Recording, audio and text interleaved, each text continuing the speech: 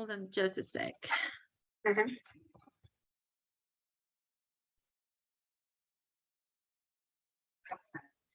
Good evening, everyone. My name is Nina Sajovec, and I'm currently the executive director of Aho Center for Sustainable Agriculture, soon to be co-director. Yeah, my name is Sharon Johnson. I'm the incoming co-director of Aho CSA, and formerly I was the farm manager and mentor to our apprentices and interns. So welcome to the Fall and Winter Gardening Workshop. And just briefly, Aho Center for Sustainable Agriculture is a Native American government nonprofit. We do a lot of work in Aho, Arizona, but majority of our work is now on the Tohono O'odham Nation. We have an office in Sells. You can find us at Bashas Plaza. And then you probably also are familiar with the Aho Farmers Market and Café, which also houses the Aho Food Pantry. If you're in the Tucson area, you can always visit us at some of the events like the Santa Cruz River Farmers Market, or we partner with Mission Garden on third Saturdays where we teach traditional autumn agriculture. But today, as I said, let me share screen. We're going to be talking about winter gardening. And so can you see the screen, everyone? Yes. Perfect. Thank you. So winter in the Sonoran Desert. For us who are coming from somewhere else, you know, this is not traditional winter. I come from Slovenia, where winter means that just about everything goes into hibernation, including the plants, and there is some growing in the, you know, hoop houses, but most of the things that we grow during the winter are not really being grown. You know, everything is, as I said, under hibernation. In the Sonoran Desert, so southern Arizona, and this will be different for northern Arizona, but southern Arizona, Phoenix area, for some people, winter is prime season to grow what we call, you know, garden crops or vegetables. So, you know, welcome to the winter in the Sonoran Desert. There, you know, I always start with just kind of when you are growing food, if it's on your windowsill or you have a garden or, you know, raised beds or pots, or you're renting a bed in a community garden, or even have a smaller, you know, farm. It's really important to be outside and really understand the season. And this is where, you know, even in the Sonoran Desert, we do see some freezing around December, January, but it could be as late as February or March. You should be aware, you know, so we're looking at short days and long nights. And as you all know, plants are all about the sun and the sun hours. So, you know, when you're thinking about how you're growing and where you're growing and, you know, all of those things, you have to take that into consideration. Also important is the angle of the sun. So the sunlight, even in the Sonoran Desert, where the sun is always very, very intense, because the sun is low on the horizon, so it's not traveling right above us, but lower on the horizon, means that the angles are changed. So if you have shade spots at your house or something like that, your shades will be much longer. So you need to think about that for the winter gardens. And if during the summer, the shade is really beneficial, during the winter, those shades might be too long lasting and too cold for your plants to grow. So you have to think about that as well. We do get wind. It used to be more kind of organized or structured, and now it feels like we just get these wind bursts. And also the rains have been pretty unpredictable lately. So traditionally, the winter rains were much milder, and they would come November, December, January. But in the last 10 years, we are seeing rains all over. And I believe there's a weather forecast. It might be raining maybe a few drops even tomorrow, I believe. So it's very unpredictable. And you should know that in terms of the rain, you shouldn't really plan on the rains to water your crops. That's a big difference from the summer planting, because there are summer crops, and sterling is actually one of the few knowledge holders of dryland farming. Sonoran Desert and Sonoran Desert Native Americans are known for their dryland farming techniques used to grow things like tepary beans, corn, squash, and some other crops. So knowing that and coming to the desert in the winter, please don't expect to be able to do that on winter rains. Please know that dryland farming was done in majority during the summer monsoons, not the winter monsoons. And then the other thing to know, and I really encourage you to, take the time and get to know the fauna of your area, because during the winter and early spring, we will see, like in the fall, we see migration of the birds and the insects, and the same then at the end of the winter, and that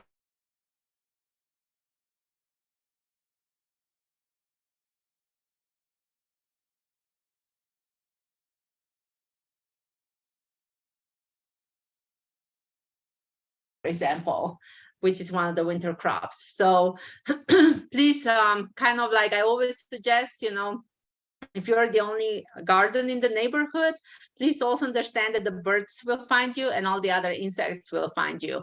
And we love the pollinators. We try to attract them to our gardens, but then plan accordingly, right? When you're planning your garden, plan accordingly. I always suggest plant for the animals as well. So if you can afford a hedge or do like a garden bed that is just for pollinators, I think that's always really good to have. So really know where you are, and if you're a newcomer to the desert, it's going to be beautiful. Just take your time, because gardening, growing food release, you should be out there with your plants, and it's all about watching and keep on trying. So if this winter is not going to be it might be your first winter and you might not be the most successful, please know there's another winter coming, and it's always just adjusting and making adjustments as you're going along. When you are installing a garden, or if you already have a garden and you want to expand it, knowing where you're at will influence, for example, where your garden is at. So what is the location of your garden? Is it on the east side or the west side of the house, south or north? You can decide, on the style and the method of your. So for example, are you going up? So pots, raised beds? Are you basically just tilling up the soil? Like the Tucson area has beautiful soil. In Ajo, we usually have to dig up the soil. In Tucson area, I know several gardeners who just go into the backyard and till a little bit and they're ready to plant. In Ajo, we have dug up like many garden areas because it was all caliche or rocks 2 to 3 feet down. So really you have to understand where you're putting your garden as well. Some people also do play with hydroponics, so that's an interesting area. It's something I am comfortable in, or Sterling either. We don't have that experience. But if anybody knows more about it, we would love to learn about that too. And that's indoor growing in a controlled environment. We're night about growing outdoors. And then also, how big of a garden do you want? I mean, we all want a farm, right? But anybody who has worked the farm, it's a lot of work, and really thinking, why am I growing the garden? Am I growing it because I'm really interested in tepary beans and I want to see how they grow and I want to create some dishes with them afterwards? Or, I have had several moms like, I grew this beautiful kale, but my kids didn't eat it, right? So really know why you're growing the garden. And it becomes especially important if your space is limited. So if you're really growing to have fresh greens, like in Aho, we hear from our customers, we hear from people who come and get the seeds from us. We hear, like, yeah, I want fresh greens every day, because like in Aho, it's hard to get them, or on the reservation, it's hard to get them in the stores, right? So you could have a garden bed completely dedicated to just lettuce or kale or chard, for your green smoothies. Or if you really, just want to have peas because you have kids, or carrots. Oh my gosh, school gardens. That's what we plant, carrots. Doesn't get much better. When the kids get to choose what we're planting, it's always carrots. I love to plant radishes because they're up in 3 weeks, but no, kids want carrots, which take 2 to 3 months. So really, I encourage you. What do you want to eat? And why are you growing the garden? I have seen the most beautiful gardens or garden beds with people really just growing flowers. And that's okay, right? Do it because it makes you happy. So really, why are you growing the garden? So once you have that, you will need soil. And I do think we will talk more about soil later, because for us as gardeners, as farmers, soil is everything. I often say we don't grow the plants. Plants know how to grow. What we grow is the soil. And we are beyond organic. We're sustainable.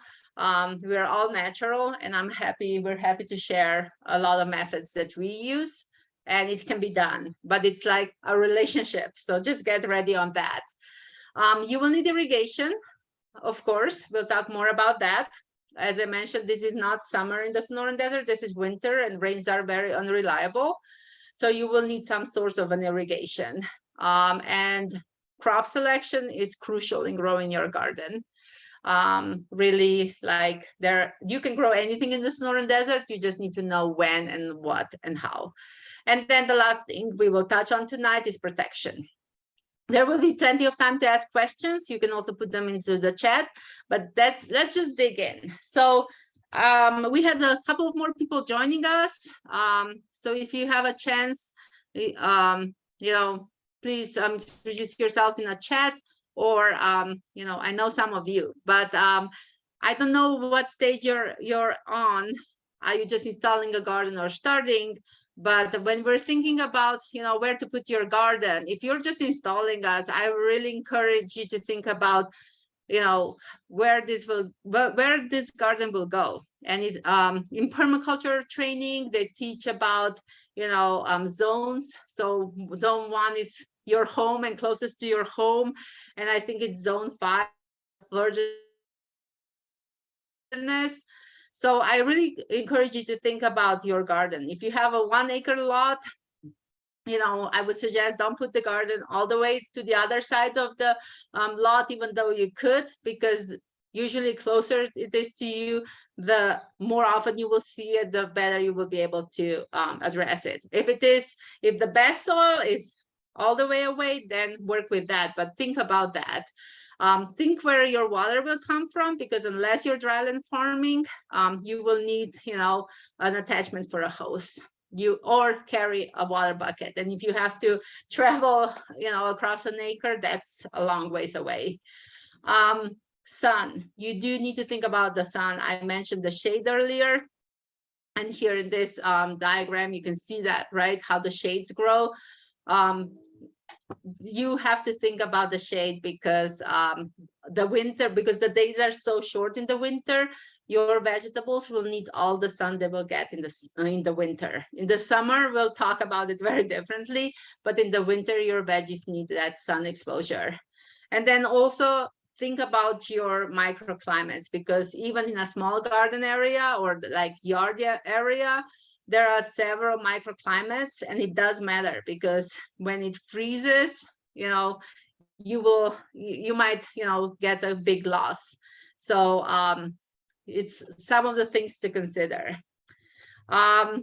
I did mention earlier, there's several ways to grow, and maybe we can talk about that at the end, because as I said, I don't know where exactly you're at. This is an example of like a spiral bed, so it kind of goes upwards. We have done everything from sunken beds to half sunken, half raised beds. When you do a little bit of a containment of the soil, maybe with just bricks or something, not very high raised, and that works really well when you have a good soil to begin with. Raised beds, we successfully installed like 2 feet high raised beds even on asphalt. So if your soil is not good, or your soil is something that you don't want to grow on, then you can go with the raised beds and just do a very good cover, like a tarp or something, to protect your garden bed from, for example, asphalt contamination underneath it. There are container gardens, so like there's a brand we use, Earthbox. That's a really nice container garden. We have seen people use grow bags, grow towers. We have seen people use straw bale garden, square foot garden, spiral beds, as I mentioned before, keyhole beds. There's basically no limit to it. And I always say, just have fun with it if you're just installing a garden. And this spiral bed that you're seeing here, it used to be at our urban farm in Ajo. We no longer have that urban farm, but it was about 3 feet by 3 feet, maybe 4 feet by 4 feet. So it was pretty small. And we basically watered on the top, and then it spilled around, and we used it as an herbal bed. It was just a fun feature to have in your garden. And you really can grow in anything. Here are some examples from the Ajo gardens, from the school gardens to bigger gardens we installed. Remember their straw bale garden? It's here on the bottom left. If you can look at this, these are not just straw bales with a ribbon. They're actually growing in it. And the way to do it is you take some straw out, put some compost or good soil into it, and plant in it, and it will work. Here you have like from pots, all kinds of pots you can use. This seems to be like an old bag. Even here, this purple in the middle. And this top left is basically a nice raised bed. Middle section, bottom, this is a sunken bed. And this was literally excavated with a excavator. And then the top right one is at the Ajo School Garden, the original Ajo School Garden. And this is half sunken, half raised. You see it's about a foot, no, it's actually 6 inches above the ground. And we put this, it's kind of a tarp. It's like a weed protection, which didn't work. I'll tell you right now, if you're installing a garden bed on a Bermuda grass lawn, which is what this was, Bermuda grass will find a way. Just a heads up. But and then you can even do something as easy as this bottom right is just what do you call them, pellets. So there's many ways to do this. These are all kind of homemade solutions, but have fun with it. As I mentioned earlier, you will need irrigation. You definitely, like any irrigation will vary from the beginning of the season to the end of the season. We will probably get some winter rains. We will probably, so you can adjust it then. We do always suggest, if you have a chance, to install a timer. That's for small gardens. But for example, when you first plant, especially if you plant from seeds, you're going to have to water more often and just the surface, so that the seeds will sprout and start rooting. And the bigger the plants are, the more you're going to want to basically change the irrigation from just about daily and short to 2 days, every 3 days, maybe once a week, and longer periods of time, because we will want your water to sink in. And by sinking the water in, you're encouraging the roots to also sink in deeper, which is kind of the trick of growing the Sonoran Desert. You really want your plants to root as deep as they can, because also the water stays longer, the moisture stays longer in the deeper levels of the soil, because on the top, once February comes and March specifically, it gets very hot and the evaporation cycles really accelerate. So you will be losing a lot of moisture from the top surface of the soil all the time. So if by then your lettuces and kales and beets are nicely rooted, you will be able to extend the season as well. There are different ways to irrigate, from just garden hose, or even a bucket if you want to carry it, to soaker hoses. There's spaghetti drip, there's tape drip, there's sprinklers. A lot of like backyard gardeners play around with oyas, which are like this ceramic, almost like vases that you fill up with water. And put into the soil, and next to the plants, and the plants through osmosis pull the water. It's kind of a really cool system. But if you're, like Aaron has like a large farm, that's not going to work on a larger scale, but on a small scale, it will work. And as I mentioned earlier, we do suggest timers, because if holidays come, you travel, fun things happening, you want to be away, timers help, or good neighbors and good students. We have some really good students in Aho who you are able now, most of them used to be our interns or are still our interns, and they're able to offer that service for a small fee. Soil.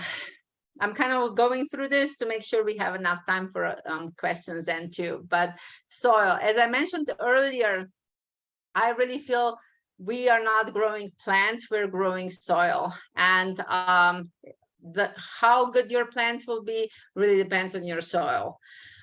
We will share how we do it, and then you guys can share other ways. So a lot of our work, as I mentioned at the beginning, is in Aho and the Tohono O'odham Nation. And for both areas, the closest source of compost, organic soil, non-organic soil, even miracle grow soil is like 100 miles away, 70 to 100 miles away. So we really, when we set out at the beginning with these gardening things, we really wanted to find a way to do this without relying a lot on the purchase materials, because this costs money. I do believe at the beginning of each winter cycle, after you take care of your summer crops, and Julia mentioned we're still in the process of harvesting several of them, but after you plant for the winter, we suggest that you really amend your soil. Unless you grew cover crops during the summer, and pepper beans are considered for us a cover crop, we suggest you amend your soil, especially knowing that summer plants are usually heavy feeders. So corn, squash, melons, all of those take a lot out of the soil. So starting the winter garden for me starts with cleaning up the summer crops and leaving it as mulch, for example, if we have long stalks or something like that, but clearing it out and then amending it. We amend it with compost. We do like doing that. We work with tanks in Tucson, and this is not a paid advertisement, but we have worked with them for years. We appreciate them supporting our backyard garden program, where we are able to give compost to the backyard gardeners. We have worked in the past also with Elgin's Nursery in Phoenix, and they also have a brand of compost we have used. We like to use that, but you can use any compost, whether you make it yourself or you buy it at a different nursery. I would definitely suggest you do that. And I also still, maybe you can call me old school, I still also think that some aeration of the soil is good. I appreciate all the no-till efforts, and we have done several of them as well. But I think this is also a good time, because during the summer, Bermuda grass and other weeds usually get out of hand as well. So this is a good time when I wouldn't double dig it, but dig it. And when you're sifting through, you're aerating the soil, but also it's time to pull out those sneaky roots, just really prepare the soil. I like to till it too. As I said, we usually in smaller gardens just suggest do it by hand. The electric tillers will really chop up your Bermuda grass or other weeds.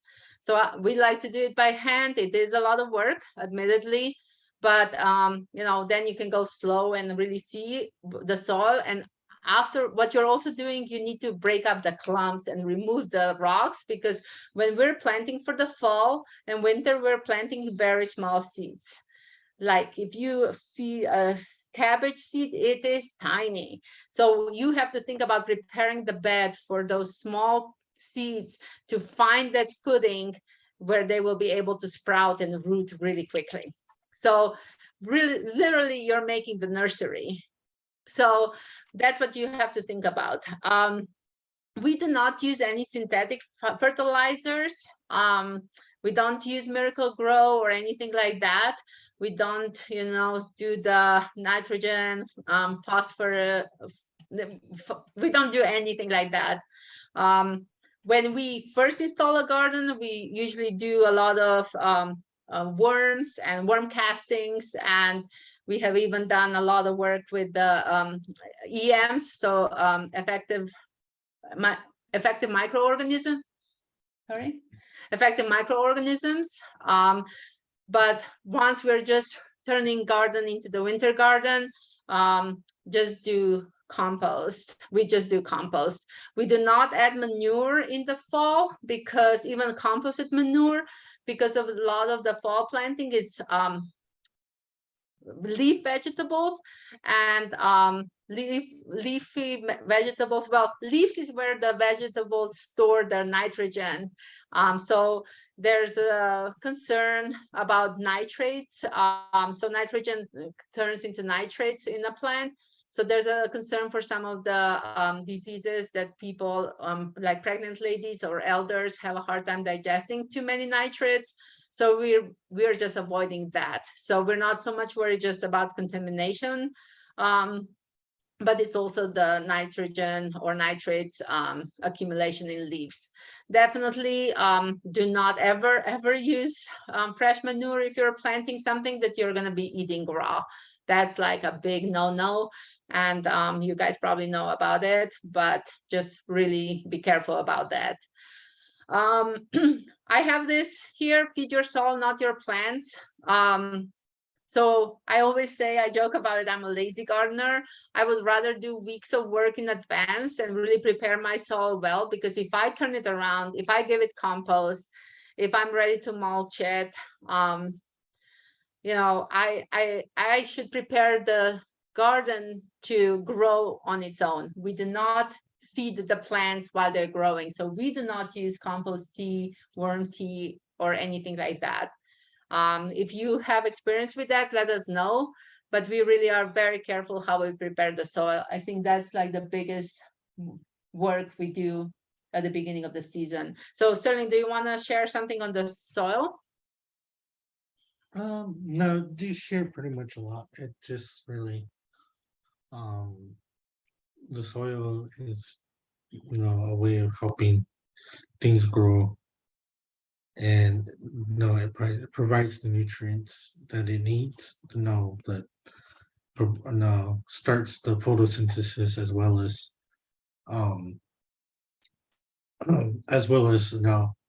keeping your soil alive.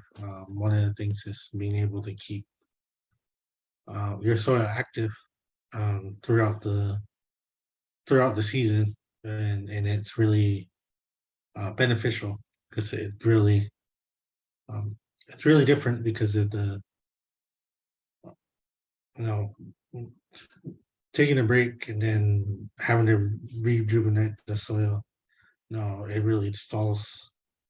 So for me, growing year round is pretty, the soil is pretty active. So but yeah, soil is pretty much a good start in what you're looking for.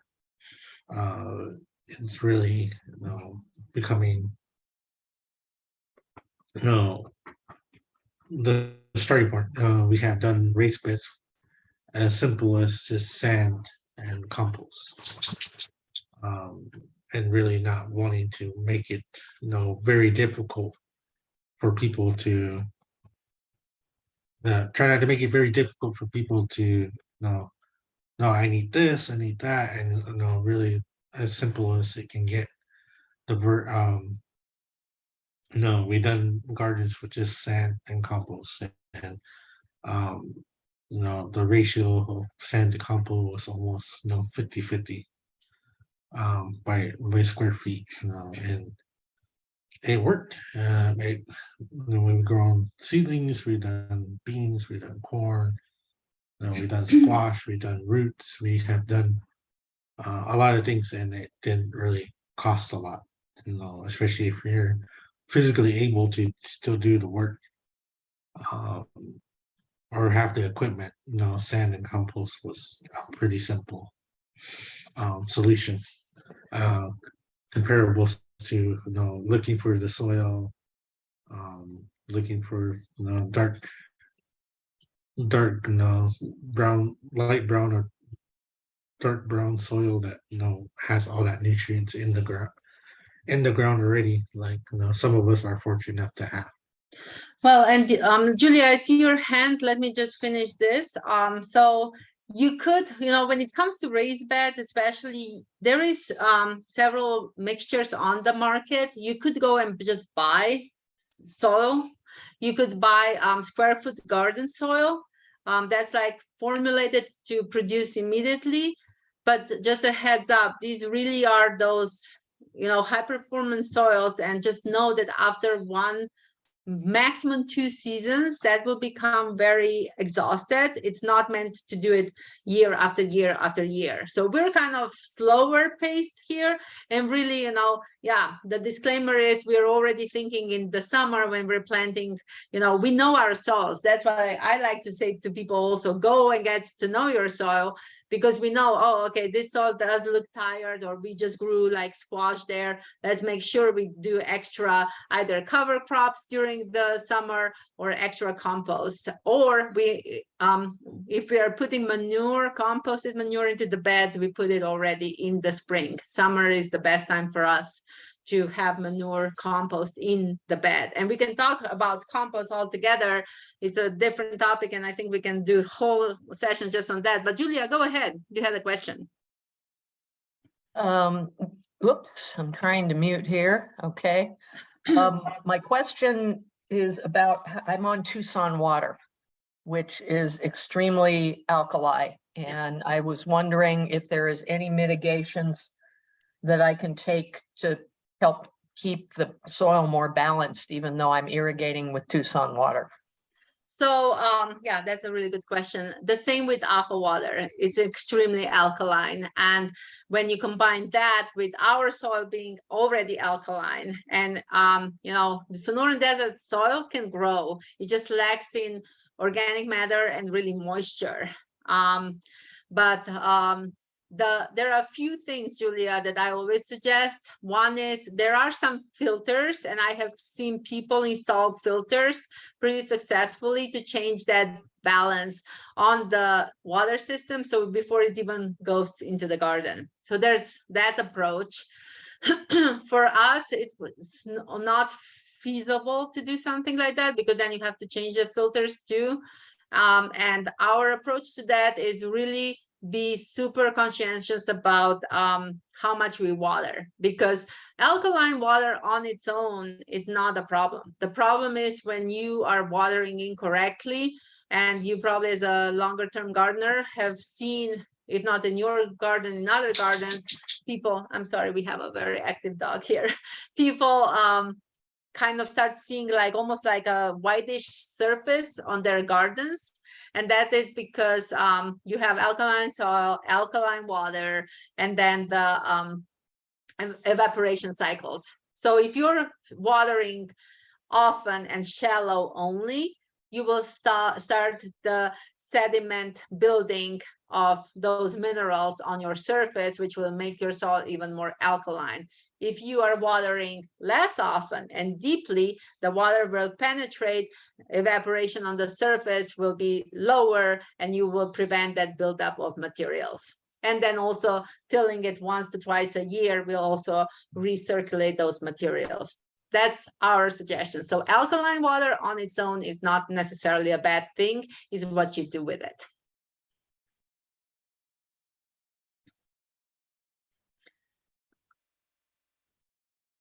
Did that answer your question, Julia? Okay, so I'm showing here some photos from the incubator garden we have in Ajo. Here's a composter we no longer use. This was this garden we inherited from community gardeners, and they were all doing their own thing. This lady just applied some compost to her bed, and you can see the darkness of it versus the bed next to it, which you know, behind it, which is very like light. So most of our gardens do not look that dark, just a heads up. But you can also compost in, I call it in situ, like on site. You can have composters, like turning composters. There are several products on the market. You can also make your own. There are several YouTube videos. I definitely can encourage you to think about what you do with your kitchen scraps, because you could be turning it into soil. And we can return to that later.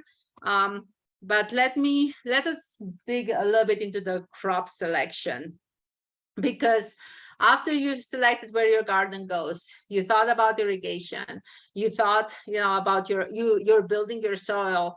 In Sonoran deserts, really, you can grow anything, just like, you know, depends on how you're doing it. I always like to encourage biodiversity in the garden, because even if I just want greens, I would encourage you to plant like onions, to plant some flowers and herbs. Really think about, you know, kind of incorporating, kind of creating, you know, gardens in the Sonoran Desert really are an oasis, and you will have insects coming in, you will have birds coming in, you will have other animals coming in. You almost cannot protect yourself from that. But you know, the more biodiversity you're creating, it's a kind of an artificial environment, and the more biodiversity you're creating environment for good bugs, good insects, good you know, other animals like birds to come in and kind of help you establish a good ecosystem in your garden. What we plant during the winter is roots, leaves, and flowers.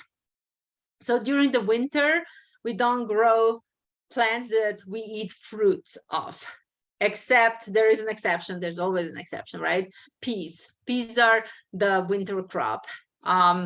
For us, this is, so Tucson is a little bit warmer than Ajo, and the reservation, it depends on where you are. Like if you're in Newfield, it's going to be different than if you're a Sif-Idak. So you really have to know your climate. But some people also have luck with green beans during the winter if they're warm enough. The moment you have lots of freezing cycles, green beans are not going to do well.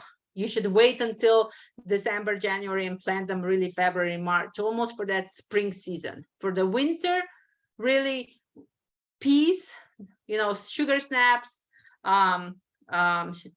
snow peas, like the English peas, and then the traditional autumn peas and sterling. We'll talk about that next.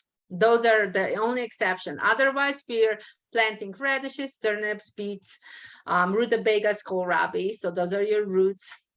We're planting everything that we eat leaves of, from dandelions to lettuces, kale, chard, lots of Asian greens like mustards and Tokyo becana and all those things.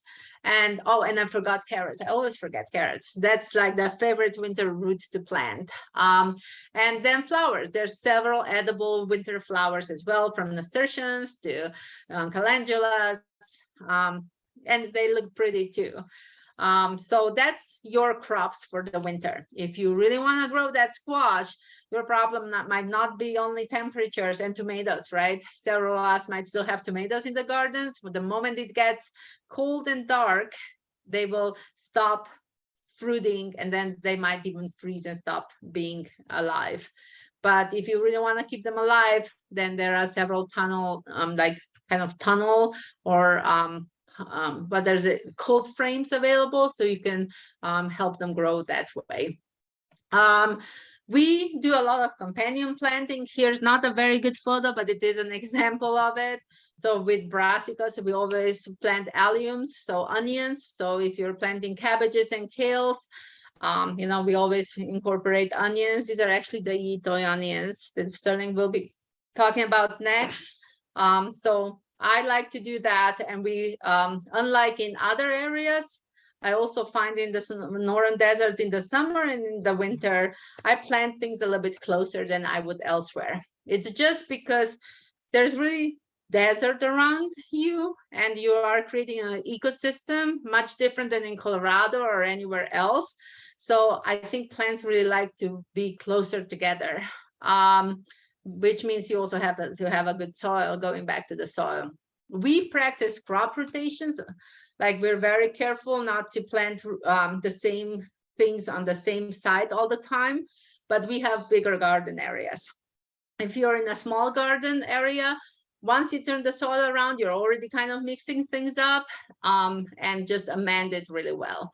So if you cannot avoid planting, you know, the lettuces in the same place like you did last year, just make sure you amend the soil really well. We also use cover crops a lot, and I keep on mentioning pepper beans because they were brought up earlier. We suggest that during the summer you grow, even if nothing else, pepper beans, because they are legume, and we use it as a cover crop because they mulch your beds during the summer heat. But you can also do a different approach. You can choose not to grow a winter garden for vegetables. For example, your family hates roots and leaves, and they really just want squash and corn and melons. So this would be the time not to just abandon your garden. Then really, we can talk about cover crops if you're interested. This is a time to plant several cover crops that will not just keep your soil alive and create microorganisms, which is what Sterling talked about earlier, but also, you know, provide green material that you can turn in, so that you can compost it to be ready for your summer planting. In permaculture, we also teach about plant communities. So just kind of see what grows together in the wild and emulate. You know, some things just like to grow together. There are books written about it for vegetable gardens, and more or less it all applies here. But after doing this for this many years, I'm kind of finding everybody has their own favorites. It's almost like everybody couple things together in their own way. And then traditional autumn winter plants, and I'll have Sterling talk about that. Okay. Yeah, so the well, thousands of years ago, there was no such thing as winter plants. If you go back, winter planting was a very scarce thing amongst the people, the autumn people, because there was nothing really to grow. It wasn't until 300 years ago that when the Spaniards came and the missionaries brought crops with them, and it was then that winter crops have been introduced, and that's where the story of these crops that began. And the East onions is an old, very European crop. It's a shallot. Onions grow in bunches, and they grow pretty. You can separate them. These are just starts. I only seen them starts. I never seen them in seed formation. They always have been in starts as long as I've been growing them. And the way they work, the way that the name came about it is that they were finding them in the mountains near some of the Viking trails. There's actually a Viking trail that's called the San Juan Trail, and I'm probably last in my generation that knows where that trail's at. But around there, the wagons were, were moving um, crops around, and one of those crops happened to be was the eat the onions, which is a word that we use for the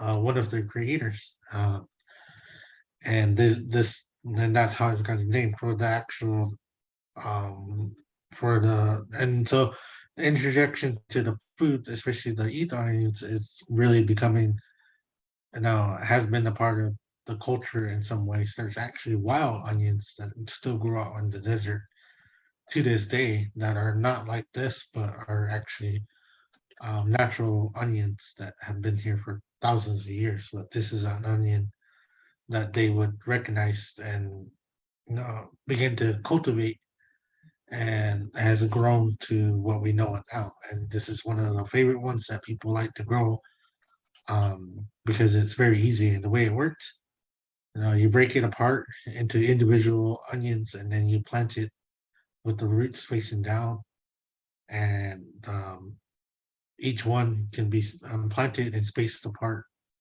4 to 6 inches, and then they will grow. You'll start seeing a little green sprout come out. So basically, about an inch into the soil and covered, watered consistently. The only thing about winter is just being consistent, having consistent water, because even though we're getting cold, we're still next to the sun. It's still intense. I have worked with groups of people and younger generation, and I keep forgetting that this is a dry desert. They're not used to this intense heat. And everyone's so used to having cold air and cold moisture and freezing temperatures, but when they come here, it's really dry. So, you know, just know that the watering is still needed, even though it's not as hot. Um, and the days will get shorter. Still, to that day, we'll still need it. And yeah, these are very good for menudo. If you guys like menudo for a cold winter, these are more or less faced in soups. And they're used for very other things as well. The next crop is actually the autumn peas that have migrated from Europe too as well, and a variety of peas and wheat. So you see the pictures. There's actually the wheat from seeds, and wheats as almost at the verge of at the harvest. And peas get really big. If anybody's grown peas before, they get really long. They vine out. They're a really big bush. They do grow out multiple pods. So I always like when I first started harvesting sugar snap peas now, and really not being able to see them, it was really something cool to see that even though they put out a lot of pods and you think you got all the pods, you can always find more pods in the bush. And the other variety is the wheat. The wheat is especially now that the Tucson astronomy is all about highlighting foods of the desert, and the Sonoran white wheat is one of those foods that have been here for hundreds of years now. People were amazed. Spaniards and settlers and people that have moved into Arizona over the hundreds of years are really astonished about this variety of food that the autumns were able to grow during the winter. I have done this with very little water. I like growing it. I also like growing it because it aerates the soil, and it keeps the microorganisms going. I like using it for cover crop as well. So I would cut the tassel off, save the seeds, and then pull the sometimes I would cut or even just pull the whole plant out and then use it as a mulch for the summer. If you plant it now, you would have wheat in about March, April, which is around the perfect time to start the spring garden, which is squash, beans, corn. Get an early start to plant those things. So we find multiple use for a lot of these things. The same thing with peas. It's a legume. It's a nitrogen fixation into the soil, which helps your soil. Now all these, so now going back to the soil health, it's always good to keep soil just like us. And we work out and we don't keep it up. No, we could now if we soil is just like us. If we don't keep working it out, it goes dormant and then it it's not active. It takes a lot to get started back up again. And you gotta feed in the right stuff for it to continue to work. And feeding and taking care of your soil, just like us, we have limits. We're gonna learn about plants. Okay. I got an email. So yeah, just like that, the soil is just really how you take care of it, and there's a balance. Really looking at your soil, and being able to ask questions. Now that's why we do these workshops and have these things available for people, whether it's virtual or in person, is so that we want people to understand that there's different ways of taking care of the soil. It's just how you go about it. There's not one way. There's different ways. And we had 2 workshops in Naho already, and there will be probably more. And we're hoping that we will be able to host an in-person workshop in Cells really soon at the garden at the Tohono Healthcare Services at the hospital. And then you, as I said earlier, you can also find us in Tucson, because really it's showing you and working with you on your own soil. Because I'll answer or I'll add a little bit quickly here. So you see pictures here, white Sonoran wheat. There's also a Pima wheat. These are all European crops, came here in the 17th or so century, grow really well in the winter, and they need irrigation too. So even though we call them now traditional autumn crops, they are newcomers. And with the white Sonora wheat, we love it. It's really kind of a little bit sweeter in taste as well.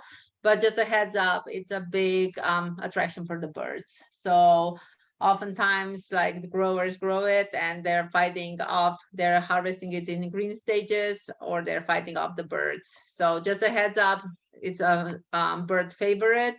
And with the autumn peas, you see the seeds, but really autumn peas are not so often eaten in a green stage like English or snap peas. They're really eaten like snow peas.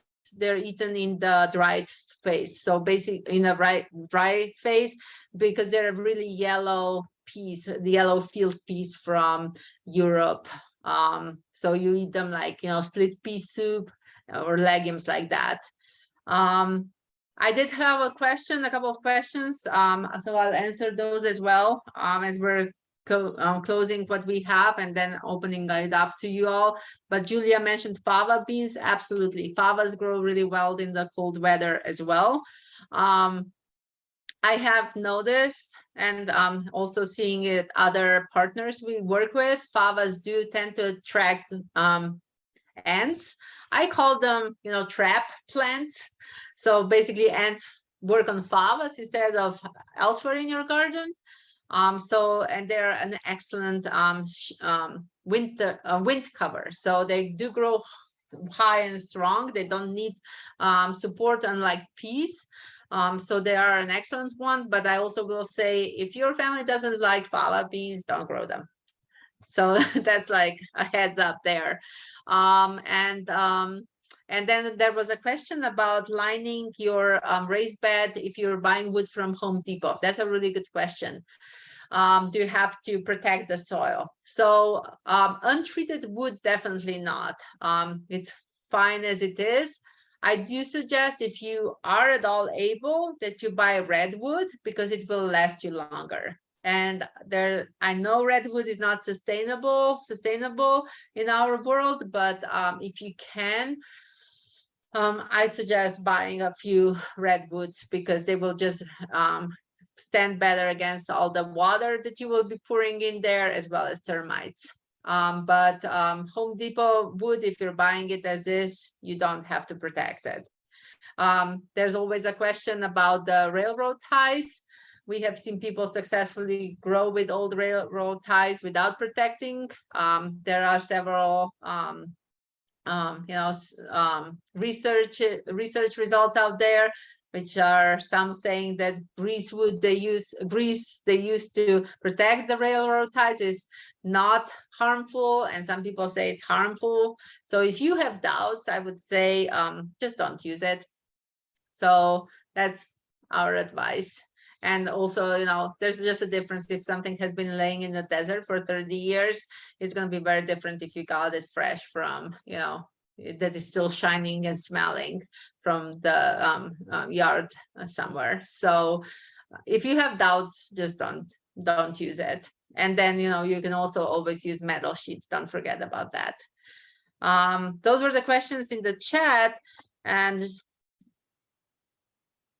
thank you, Julia, for sharing that resource. Lowe has Forest Stewardship Certified Redwood from Mendocino Redwood Company. So there are ways to get about that. And I think we only have one more slide. Yeah, sorry. Yeah, the wrong direction. Talking about the protection. I hate, again, being a lazy gardener. I don't like to do too much in the garden, but with knowing your garden is the oasis, you might want to consider protection. In the winter, we use a lot of these covers, which you really have to weigh down. So you can get them from Johnny's Seed, even Home Depot and Lowe's sell them. But do know that they tear in the wind, they will blow away. They're not necessarily very long-term sustainable, so we try to avoid them as much as we can. But with the winter coming, some people also use just plastic, which works. And it's really your call. I have seen gardeners and farmers successfully grow without any covers or anything like that.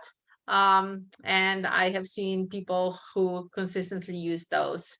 You will have to find your own way. So that those covers work both ways, against the frost protection as well as some insect protection. I keep on mentioning insects because Sonoran Desert is warm, relatively warm in the winter, and a lot of insects do winter in our areas, and a lot of like butterflies migrate through our area. So here I'm showing that sticky tape. This was not in our gardens. This photo was not taken in our gardens. We do not do anything like that. Our protection is always, we don't use any insecticides, even though there's a whole line of organic ones. We don't do any pesticides or anything like that. We just promote beneficial predator insects. So for example, I mentioned that earlier, plant some areas for your insects. So, we even let brassicas get the aphids, because if we have enough aphids, we always see ladybugs step up. And if we let them feed well and let them finish their cycle and have a area where they can reproduce, they come back every winter in bigger numbers. So we're thinking kind of long-term and strategically like that. I did mention, there are some plants that are really good for other plants as well as insects. We can talk about that for an hour. And some people say it's old wives' tales, and there is some science behind it too, and I can share some of that. But then, Sterling mentioned mulch earlier. So we do like to mulch whenever we can, just because we're continuously building the soil. So we mulch with straw, or straw we grow ourselves, or like pea shoots, or any of the bigger plants. We don't mind reusing things. And in the winter, if we use covers, that kind of substitutes the mulch. So mulch is optional during the winter, but do not plant a summer garden without a mulch. That is kind of really important. And what do you use for mulch? You can buy it.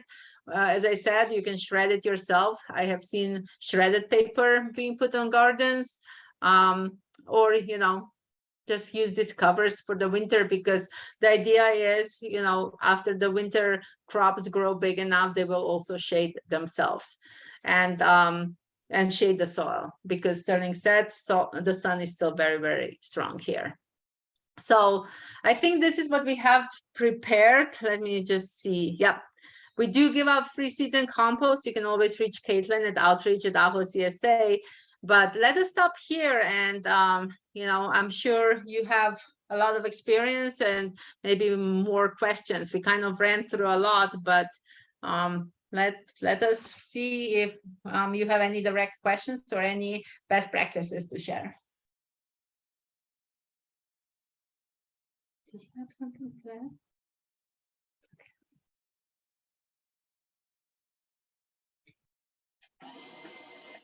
It's not my winter garden, it's my summer one, but there is something that keeps coming in every time I plant peppers and eats them down to sticks. I have had absolutely no luck in 4 years in Tucson with peppers. Peppers. Interesting. yeah. What else are you planting, Julia, that they go for peppers? I'm just curious, what else is around? Eggplants, tomatoes, onions. And then in the back, the tepparies, once the rain starts. Interesting. I think it's an animal. It sounds like an animal. I mean, if it's eaten to the ground, we know birds like to pull it out. If it's eaten to the ground, I would have high suspicion either, well, depends on how big it is, from lizards to squirrels. Mm-hmm. There's definitely lizards. And do they leave your winter garden alone? Pretty much, yes. So it may be lizards because they're only out in the summertime. We also have the round-tailed ground squirrels in the summertime. I think that's your culprit right there. And in the winter, I like to plant from seed. It's still time to do that. I like to plant from seed just because seedlings cost money unless you make them yourself. And if you cover it with that cover, it's really going to protect it nice. It's going to sprout in a few days. Now is still the time to plant. We like to finish our planting by Thanksgiving, because remember I bored you with the sun cycles and length of the day and all of that. It does matter, because we have noticed that between kind of solstice and end of January, not a lot of things will happen. We might get a freeze, but plants just kind of stand still. So whatever the plants get now, it's they don't grow much, well, unless it's unseasonably warm, but we kind of noticed that. So you still have time to plant from seeds, or you can go to any of the nurseries, Phoenix, Tucson. In Ajo, we did some cycles of giving away seedlings. We did some at the farmers market in sales as well. I think, are we planning more next week at the market in sales? Not right now. Not right now. I think we're done with the seedlings distributions for now, but you still have time, definitely. Because even if you miss this cycle now, if you have your crops, winter crops, still in the soil by January, when that rejuvenation comes, oh boy, end of January, February, March, you can still grow a beautiful winter garden. So no worries, you haven't missed anything yet. And for pepper, plant lovers and tomato lovers, don't forget to start your tomatoes and plants, peppers, because there's so many varieties if you want to start your own. Usually around Christmas time, indoor, of course, do not start it outdoors, but indoor around Christmas time is just about perfect time, so that by February, beginning of March, they're nice and big and established, and you can plant them then directly into your garden outdoors after your winter garden is done.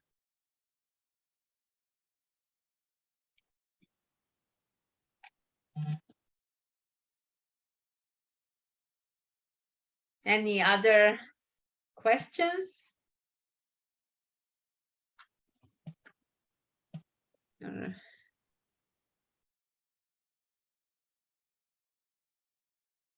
Okay. Yeah, like Nina said, will be our seats are available at outreach. If you're in sales, you can always get them at the Autumn Farmers Market, which will be next Friday, on the 18th, November 18th, from 3 p.m. to 6 p.m. on Friday. So if you want seeds and you want to grow out, eat the onions, we want to grow out the peas or the wheat, we have seeds available for everyone if you want to come out and grow grow these out for the winter. And yeah, and we'll And then hopefully- the Kaij Ki, the Yeah. seed house. yeah, the Kaij Ki will also be available too. That's available during the day for those people who work in the mornings. We're available at 9 a.m. to 2 p.m. So during someone's at lunch hour, you can go ahead and come in to the Kaij Ki at the Bashes Plaza and cells at Suite 209. So it's on the left side of the north side of the Bashes Plaza. So if you have any other questions or And in Ajo, we held the distributions already. And if you still want seeds or compost, you can reach out to Caitlin and she will connect you to the farmers or how to get seeds and compost in Ajo. And in Tucson, we're going to be at Mission Garden again on the 19th. We're doing the traditional autumn egg. And we will also have Ito onions and us and other winter traditional winter crops. So if you are wanting to try something different, yeah, please come see us. And we always, of course, seeds and everything we give away is for free. And have fun. I keep on saying that, like, hopefully, like if you're thinking about market gardening, that's exciting. And we would love to talk more to you about that. But with these home gardens, really, have fun. And this is the time, like the catalogs are out. There's so many beautiful greens available, so many different roots, from rainbow and watermelon radishes to, black turnips, and like it's really fun time to grow, and you more or less cannot go wrong. And with a little bit of water, because winter garden will grow on even one good watering a week. It's perfect time for growing. So have fun, experiment, share some photos for all of us to see and get inspired from each other. And we hope to see you again soon, sometime, somewhere. With that, happy planting. Happy planting.